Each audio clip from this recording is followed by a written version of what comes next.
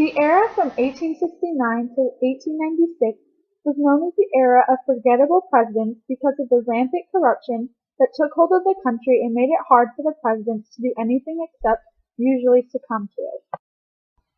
The political tactic of waving the bloody shirt was popular during this time and helped to elect Civil War veterans to positions of power, such as Ulysses S. Grant.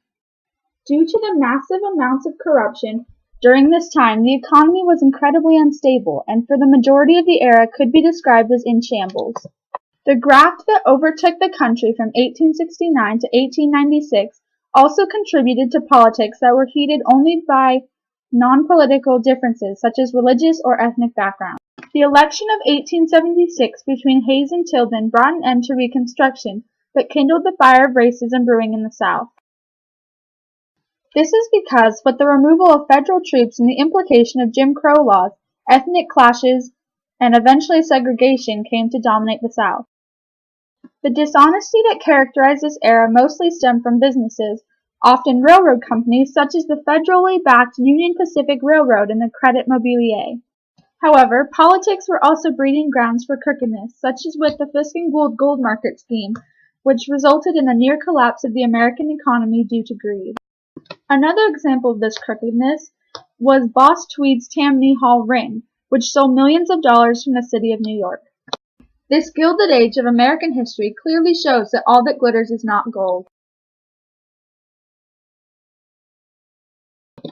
By linking people and businesses in the West with people and businesses in the East, the Transcontinental Railroad network provided the basis for an integrated national market and the great post-Civil War industrial transformation.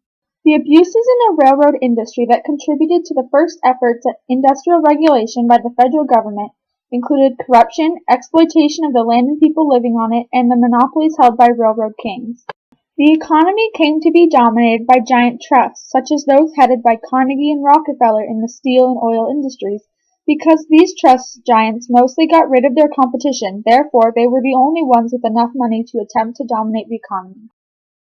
During the era of 1865 to 1900, American manufacturers increasingly turned toward the mass production of standardized goods because they were cheap to produce and simple enough for unskilled workers to make. With the staggering numbers of unskilled workers from Europe, manufacturers saw a plan to get rich quick. Industrialists and their intellectual supporters attempted to explain and justify great wealth and increasing class division by stating that wealth was Jesus' reward for hard work, but that the wealthy should help the poor with this money. The South was excluded from American industrial development and remained in a third world economic subservience to the North because railroad companies unfairly made them pay fees for Southern manufactured goods headed north. The social changes brought about by industrialization include the emergence of middle-class women in the workplace and the discrimination they face compared to male workers. Because these jobs were viewed as women's jobs and must therefore be less taxing than men's jobs, women received less pay than men, even if their jobs were similar or the same as those of men. Workers' groups began to pop up in this era as well. The Knights of Labor were successful in gaining membership because of their acceptance of blacks and women as well as both unskilled and skilled labor, but their involvement in strikes as well as the incorrect supposed association with the Haymarket Square bombing led to their demise. The American Federation of Labor, in contrast, did not represent all or even most workers, but was more successful in achieving its goals. Between 1865 and 1900, the world was going through a major change, migration from the country to the city. The United States was a front-runner in this wave of change, with cities growing spectacularly, in part due to the influx of European immigrants who were fleeing their overcrowded country. New immigration was the name given to the waves of unskilled peoples hailing from southern and eastern European countries versus the old immigration patterns of skilled western and northern European people. Social reformers and churches tried to aid new immigrants and urban problems by providing housing, education, childcare, and other services. Immigrants tried to maintain their traditions while still becoming part of the American culture, largely by remaining in ethnic communities within large cities. The expansion of Catholicism, Orthodoxy, and Judaism in the United States stemmed from the influx of immigrants with these beliefs. The growing Protestant division between liberals and fundamentalists over Darwinism and biblical criticism could trace its origins to urbanization, where questions of morality and ethnic differences were front and center. American education during this time became very important. Public education began rising in popularity rather than private education reserved for the elite few. However, public education was usually geared solely towards children, thus excluding millions of adults from the opportunity to move up in society through education. W. E. B. Du Bois and Booker T. Washington, two visionaries on African American education, had very different ideas on the same vision. Du Bois saw no reason for African Americans, who were perceived to be able to go far in white society, to be stopped from doing so. Washington, however, wanted to develop a black economy and educational system separate from that of white. With increased educational services for the public, literacy rates also increased. Hand in hand with literacy was a desire to read material pertinent to the era. This caused a widespread trend towards realism in American literature, such as in Mark Twain's works and later in art. With the advent of the city came the advent of a more modern woman. Because women could now work in factories and make their own living, more and more of them put off getting married and starting families, and when they did, those families were smaller, due to a decreased living space within cities as well as older parents. Families took a back seat to making a living in large cities during this era.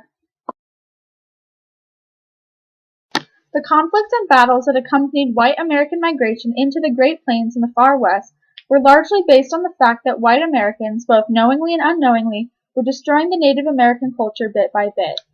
In the late 19th century, American federal policy towards Native Americans steadily moved away from its previous tradition of recognizing natives as foreign countries, and instead regarded them as hindrances toward white expansionism on the continent. The cattle and mining frontiers of the West were both profitable and short-lived. Although both were allowed to come about because of the railroad also played a significant part in killing them by bringing large numbers of homesteaders who impeded the process of cattle driving and mining. These homesteaders helped to engage the U.S. in a worldwide economy by reaping huge wheat harvests that could contend with those from around the world. Frederick Jackson Turner essentially believed that the United States was able to be successful because it could continually expand and try new things in the frontier, and that the closing of the frontier could spell trouble for the country. As immigrants came to the States, they either migrated west or stayed in cities. Once cities became overcrowded, those with enough money to do so moved either into new suburbs or moved out to the country. Without the ability to move out of the overcrowded city, it was believable that America might eventually tear itself apart. Economic forces that drove farmers into debt included deflation, interest rates on mortgages, and low crop prices. The Populist or People's Party promoted the free coinage of silver to try and enable farmers to pay off the debts brought on by mortgage interest rates and low crop prices, and attempted to unite farmers and industrial workers by focusing on issues that concerned the working man, woman, and family.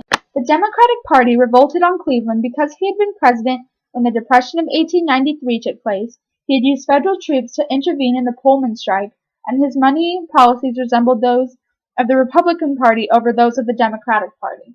William Jennings Bryan was able to rise in the party because of his fervent support for silver, which was polar opposite of the hated Cleveland's views. William McKinley and the Republicans were able to defeat Bryan's populist campaign by scaring people into supporting their campaign over that of Bryan. Some workers, especially those in industry, were told not to report to work if Bryan was elected. Thus, it is believable that many workers were coerced into voting for McKinley. Additionally, the McKinley campaign made a point of repeatedly attacking Bryan's character so as to destroy his public image.